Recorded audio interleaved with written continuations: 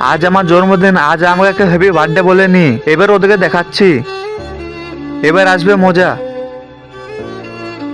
হা হা হা, এবার কেক কাটতে আসবে মজা।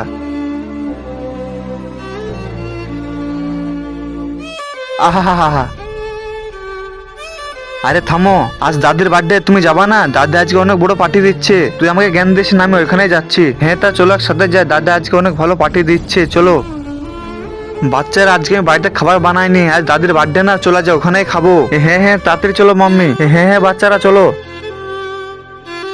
বন্ধুরা, পৃথিবীতে একমাত্র সাত ছাড়া মাই ভালোবাসে। মাকে যারা ভালোবাসে তারা লাইক আর সাবস্ক্রাইব করে দাও।